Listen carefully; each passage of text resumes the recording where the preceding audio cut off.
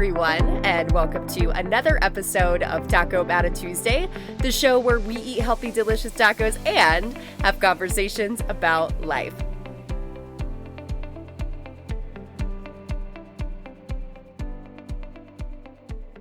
Every strike only brings me closer to a home run.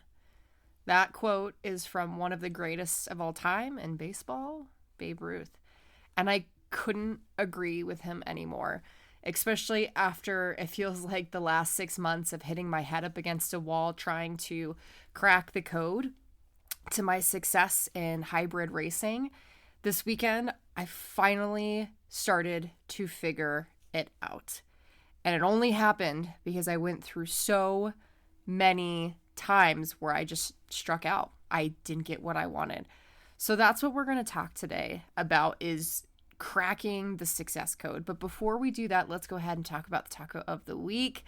Oh, this one was so delicious. I don't know who is into ahi tuna, but we're bringing it back because it's a nice, light, protein-rich fish, which if you're training really hard, like me right now, you're going to need some protein. So with that being said, go check out the recipe before you leave the show. Go check out the show notes before you leave the episode today to grab the recipe card. Again, spicy ahi tuna tacos. It's freaking delicious. All right, let's go ahead and dive right into the episode today. So this past weekend, I got another shot at the DEKA Strong Race. And it was such an awesome weekend because it wasn't just about the success of what was accomplished during the event, but it was also just the process that it's been to figuring it out in order to achieve what I achieved this past weekend. And so, long story short, walked into the event, and what was super cool, and I think I mentioned this on the podcast last week, was that this was the gym where I had my very first DEKA Strong event ever, my very first race of DEKA ever. And so it was so cool to be back in the gym knowing that I had spent the last year working my ass off and I made it to World Championships, and I had no idea that that was the road that I was about to embark on, to this point now where I am an athlete with an incredible, well-known team, and I'm for sure a contender for one of the top spots this year, whether it's in an age group or in an elite setting, if I continue to put in the work. So it was just such a different feeling walking in, but it was just so reminiscent and awesome. And I also think I mentioned this last week too, is that a lot of the comments were around previous to the event or before the event, was that it was going to be really hard for me to break my last PR or get a fast time because the course was really slow. And I had known that because I remembered the course from the first time where, yes, things were really spread apart, and it was the same exact thing this time. So mentally, I was already there. And in fact, I was super motivated to be like, watch me show you that even though, yes, there's going to be some time added due to transitions, that it is not going to stop me from doing my thing and doing it well. And that's exactly what I did. Is I went out and I crushed my original PR 14:42, and I walked away on a very slow course with a very respectable 13:48, which puts me at 4th in the world in the 30 to 34 age group category on the world leaderboard, as well as 13th place overall across all the females, which if I can hold top 20, I could be racing in the elite wave. So right now I'm currently in the qualification to be an elite racer this season, and that was my goal last year. So the fact that I am okay, this is actually a thing, I can see that this is super possible, it's just so cool. It's so cool. But guys, it did not happen overnight, and this is where the conversation for today got inspired, was not just because of the success, but also I was having a conversation with one of my clients that I train for DEKA specifically, and she reached out to me and she was like, hey, I'm in my head about all of this. I see the world leaderboard. I watch it consistently of how the times continue to get faster and faster. And I'm just doubting my ability to actually do the thing, to actually qualify for world championships this year. This is my goal. How can I for sure lock this in? And she's like, I listened to your podcast and you mentioned that the best of the best athletes don't ask about what it is that they need to do. They ask about what's going to keep them from getting what they want. And so I'm asking you as my coach to tell me what's going to keep me from not being able to race at World Championships this year. And so this podcast today is essentially a compilation of both my success, but also the conversation that I told her, or I had with her, around just cracking the success code of what that looks like. What are the things that not only have I done, but that I've gotten rid of and instead leaned into so that I could crack the code on success and actually reap the benefits for all the hard work that I've been doing. So that's what we're going to talk about. So these are the few things that really I changed going into the 2024 season after World Championships in December that have made all the difference for me. And, yesterday was the end of March. Today's April 1st. Well, at least this is when I'm recording it, is April 1st. Like, it's only been a few months since I've started, really switching things up, and I'm starting to see huge gains from it. So you definitely want to stay tuned for what these are.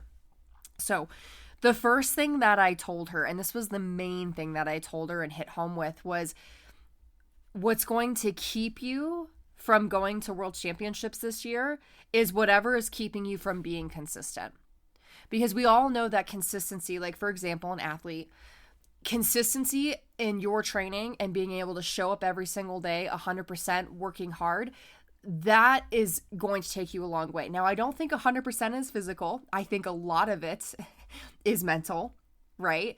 But you gain a lot of the mental training when you're doing the hard physical stuff, right? And you can only do the hard physical stuff and really push yourself if you are consistently showing up for it. So I told her, whatever is keeping you from being consistent is going to be the dictator of whether or not you get to show up at World Championships this year. So I said, these little things add up. It's the little things that really do matter, which really are just the fundamentals. And so some of this will apply to you. Maybe there's some other things of whether, again, your goals are around athletics or whether they're around something completely different, career-oriented, personally orientated. But the sleep that you aren't getting, those hours, those minutes, those are going to add up, right? And that's what's going to keep you from being able to push to the next day or keeping you from wanting to train because you're just so freaking tired, or just being able to recover enough so that you could even do the training in the first place. The stress, right? The inability to handle stress, to continue to put yourself not through, there's definitely good stress, right? Like physical activity is good stress on the body. I'm talking about the bad stress, okay? The inability to want or to manage it in a very healthy way, that is going to add up. So what are you doing in your life right now that's causing unnecessary stress that's going to add up to whether or not you're going to actually be able to show up to your training sessions? The food that makes you feel like crap, okay? I don't care who you are. There are certain foods, greasy ass crap, that's going to send you underneath the table and is not going to make you want to do the thing. Probably will actually give you the poops, okay? That's enough of that. I digress, but you get my point, okay? The boundaries that you choose to not keep. The boundaries around anything that we just discussed, quite literally. The things that you know that, hey, I need to do X, Y, Z to keep myself sane and to really make sure that I'm in alignment with my goals. It's not keeping those boundaries, either due to peer pressure or whatever the case might be. Those things are going to add up and it's going to keep you from being consistent. The personal development and mindset work that you're getting too lazy to do, right? Everything else is more important. Working is more important. Taking time to scroll becomes more important because it's just that quick dopamine hit, when really all of these moments that could be spent doing other things such as personal development is getting sidetracked by other things, right? So are you taking the time to actually fill your mind with positive things that are going to therefore help you in your training sessions and just quite honestly, obstacles, adversity that you're going to inevitably face in life? Those things are going to either help you stay consistent or they're going to keep you from being consistent. And so all of this to say, go back to the little things, right? That compile into bigger things. And if you are letting those things slip, that is exactly where you need to start. Those little promises to yourself are going to be so huge And again, it's going to make all the difference of whether or not you're going to do the thing or you're not going to do the thing. So that's the first thing. The second thing, as far as cracking the code for success goes, is trusting your training and the process. One thing that I talked about a lot with her was like, hey, I know that it's hard to not take a look at the leaderboard and then just sit there and doubt yourself and think, am I actually doing enough? I remember that. In fact, I remember racing or training to race at world championships and thinking, am I doing the right things? Am I doing enough to actually compete with these girls, or am I going to totally flop and fail?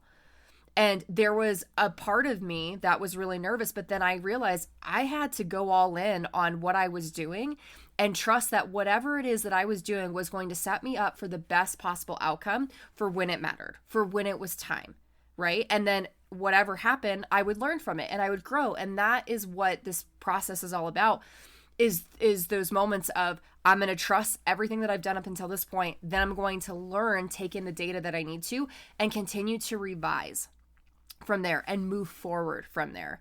And that was the thing that I told myself going into this weekend. And it wasn't even like a forceful, like, I got to trust the process. I'm trusting my training. Like, it was such a confident answer that I had when people are like, how do you feel? Like, I feel good. One, because I'm not attached to the outcome, but two, I've worked so hard that I know that I am capable of putting up a sub 14 time. There is no doubt in my mind. I trust my training, and it's just whether or not I can show up and do the thing.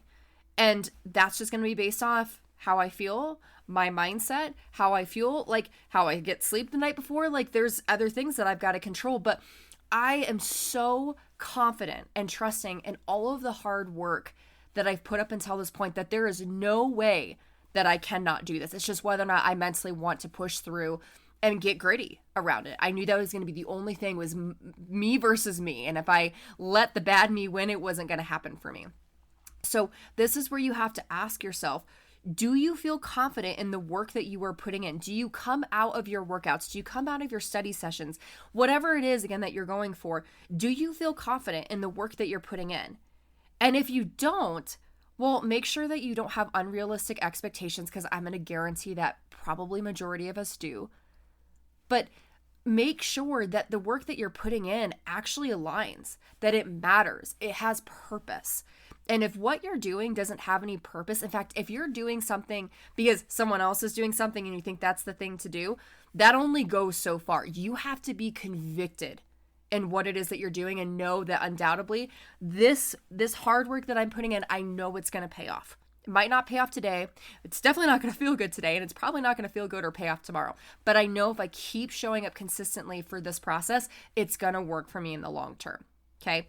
And the other thing that I would smush on the other side of that is, do you let the uncontrollable things mentally override that? Override all of the work that you've put in.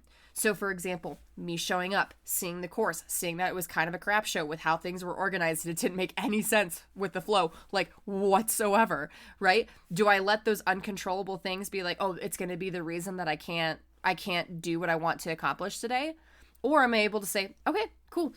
I know that I'm going to have to jog the transitions today. There's going to be no like fast walk. I have to kind of jog and maybe sprint a little bit in the ways that I best can, in order to make up for the time that I'm going to be losing going from across the room to across the room, right? So it's just not letting those uncontrollable things get to me, and just, again, being able to go back to all of the trust that I've built up. And if you are struggling to find, like, go back on those reasons, you probably aren't noting them.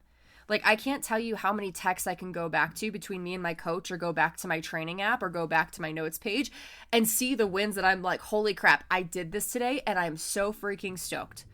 Those are the things when I'm feeling a little bit nervous or doubtful, I can go back to those books of proof and being like, yep, now I remember. I'm totally capable of doing this, right? So a little bit of a tangent, but the biggest thing is that you have to trust your training and the process, okay? The next thing that is a huge deal, and I can't even explain how much this has changed the game for me, but is not having a game plan. We all know the famous quote, if you fail to plan, you plan to fail. That's it, right? I remember walking into these races being like, okay, I know I've worked really hard and I think this is what I'm going to do here and I'm going to try and go as fast as I can. But I didn't have an actual strategy. I didn't have my mental cues. I didn't have my breathing down. Like, guys, my strategy for racing is so like, I know that what step I'm taking to when I'm breathing, to when I need to cool down, to what mental cues I need to have for certain moments, to the paces that I plan to run on each of the ergs and on each of the stations, right? And yes, the additional practice, the fact that I've been doing this for a year now, it really does help. So that repetition is a huge deal, but that doesn't keep someone from doing that. I'm assuming that you've at least trained or practiced or have been in a game time situation in relation to whatever it is that you're trying to pursue. So go back, learn the lessons, think about what it is that you were really good at and what are the areas of opportunity, and therefore put that into your training, right? That goes back to the intention piece. That goes back to trusting the process and trusting your training, is taking everything that you've learned from previous, entering it into your training with purpose, and then being able to say, okay, this is what I feel really good in executing right now. So therefore I'm going to go all the way through all the stations, right? If you're a DEKA racer, all the way 1 through 10, this is what I'm doing. And you can get as granular as you want, depending on how crazy you are. Like if you're crazy like me, that you think of every step, amazing. If you just need certain things here and there, then amazing, right?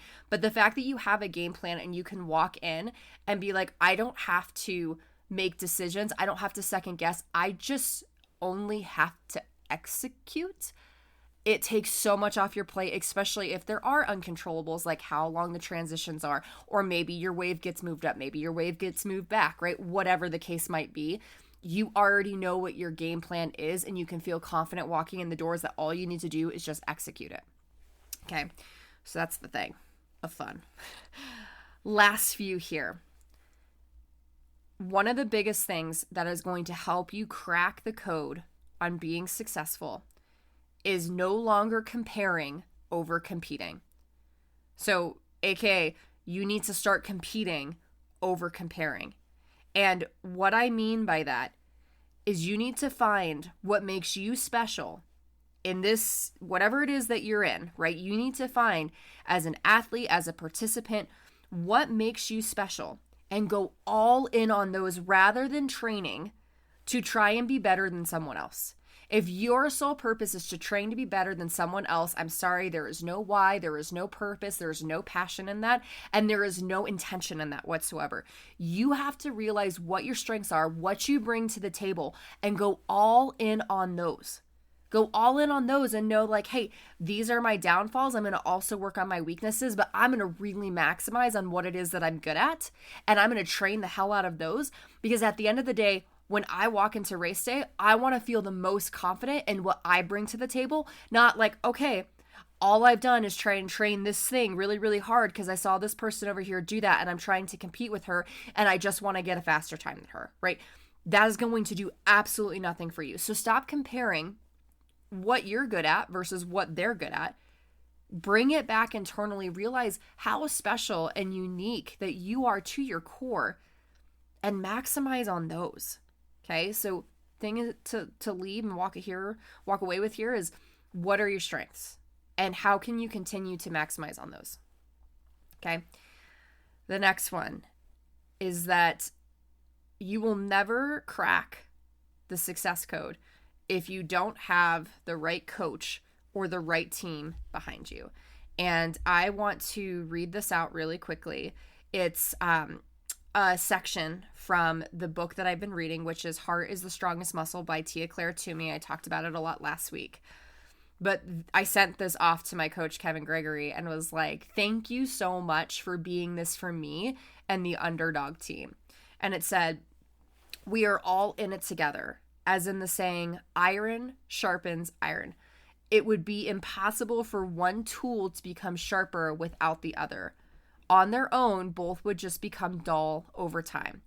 It takes more than just one person to be successful. It takes a team of really good people. When you have the right people in your corner, they're helping you and vice versa. Iron will always sharpen iron. When you have a clear support system, there will be no second guessing and no doubt about what you need to do. You just come out, compete, and trust that the group behind you will always have your back. And I will tell you that is probably the biggest change that I made coming into this year is I didn't actually get the chance to meet Kevin Gregory when I was out at World Championships, but I watched him race and I just was like so drawn to him, not just because he literally was so dominant in his performances, but just I felt that he was so genuine and purposeful and passionate about what he was doing and just his team. Like I was like, that is a group of people, that is a circle I want to be a part of. And so I made the moves necessary to be a part of that team. I reached out to him. I let him know where I was at, how hungry I was to complete XYZ goals. He took me under his wing. He asked me to be a part of his podium chaser teams. And here I am now since December, like 4th, 5th, whatever time frame the DEKA World Championships was. And now here I am, I'm in elite qualification. And I can tell you it's not by surprise. It is because I am with so many like-minded athletes that are pushing me, that are helping, lifting me up, that a coach that is able to see just how capable I am and serve me up things that feel almost impossible, right? When I look at it, I'm like, oh my gosh, this is going to suck. And then I go and complete it and I'm like, okay, that was a coin in my confidence bucket. That is the power of having an incredible team and an incredible coach that is there to support you and lift you up in every single way. And so if you don't have one of those right now, you need to invest the time, the effort, and the financials to do it. Because I tried to go at it alone all last year, and I'm pretty proud of where I made it. Like 6th in the world is not, especially for your first season, not something to be, sad about. It's incredible. But I knew if I ever wanted to reach my goal of racing elite, I was going to have to get serious about what my support system looked like and pushing myself to that level. And that could only come when iron sharpens iron. And that's exactly what Kevin Gregory and the Underdog Fitness team does for me, okay? The last thing, as far as the thing that is going to help you crack the code to success, is if you are afraid to fail, you are never, ever going to crack that code. I will tell you that, because there were times where I was so afraid to compete because I didn't want to prove to myself that I was right.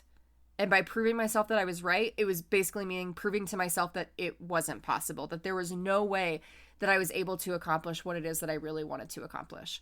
So at that point, I was afraid to fail. I was afraid to prove myself that that was going to be the case. So if you actually want to crack the code, you have to wipe that fear of failure completely off the slate and be excited about failing, right? You have to lean into the fail. Think about the quote at the very beginning from Babe Ruth. Every strike only gets me closer to a home run. I struck out how many times? The last 4 races where I got my same PR over and over and over again, right? But each time I learned something from it. So it never created a failure. It was just like, okay, now I know another way that's not going to work. So now I'm going to take what I learned and I'm going to put it over here. And I'm going to try this recipe next time. We're going to see how that works. That was probably the coolest thing about this weekend, was that a couple weeks ago when I was doing my training, I was doing some bike intervals and I was doing it with like a flow of the other ergs that are in the competition. And I texted Kevin right after. I was like, I got it. I think that potentially what happened is I probably could have pushed the men's tank. And did a little bit better, even though that's not the resistance I should have been at. But I really think that I shocked my legs by going out really, really heavy on the bike because I wanted to show myself that I could get a minute 15 time. And so when I was doing these intervals, I was like, okay, I'm going to do like ramp it up to 75 and I'm just going to hold it. And lo and behold, I was able to hold it, get off the bike around a minute 20, maybe a minute 25 at the least, and keep going without feeling like my legs were about to fall off. And so I texted him, I was like, I got it. This is what I'm going to try the next time around. We're going to see if it works. And if it doesn't, then, we'll see what happens next. And he was like, I love it. You're confident in it. We're going to roll with it. And guess what happened? Ta-da, here we go, 13:48. It worked. But it was only because I spent so much time striking out. Don't be afraid of failure. Realize that it is the path to success. It is literally the yellow brick road to getting exactly where it is that you want to go. So if you're nervous about failing and you're waiting to sign up for that race because you want to see if you're actually ready, don't hold yourself back. Go sign up for the race. Go learn and see what happens. Go implement some of these things that I've been sharing to you and seeing how they work for you instead of against you, because the mere fact that you were just trying. And this is where I want to leave you today, is this wonderful quote from Michael Jordan. And he says, "I would tell players to relax and never think about what's at stake. Just think about the basketball game. If you start to think about who is going to win the championship, you've lost your focus." At the end of the day, you guys, it is not about the outcome at the end of the season. I know that it feels that way, and that's ultimately what we are all shooting for. But if all you're doing is focusing on that time to qualify by the end of the season, you've lost your focus. Your focus needs to be on the present, the here and the now, the intention, the purpose, and the passion that you do every single day that you take a step forward. You put your purpose there, and I can promise you that you're going to be really proud of what you come to accomplish on the other side. Thank you guys so much for showing up for you today. And I really do hope that this episode hit home and helped. If it does, please be sure to share it with a fellow friend or family member, or rate and review the podcast if you haven't done so already. And something that I do want to share as well too, I am just so passionate, as you can see, about hybrid racing, specifically DEKA. And I love the people that I coach and that I get to train. If you are ever interested in trying a hybrid race, if you are ever interested in specifically trying DEKA and you don't know where to start, or you feel like you are slamming your head up against a wall, please reach out to me about my one-on-one coaching, because I would love to work with you and give you that support, that incredible coach that you need to reach your goals. But until then, you guys, go out there, kick some ass, stay present in the moment, train intentionally, and I will see you guys next week for another episode of Taco About a Tuesday. See you then.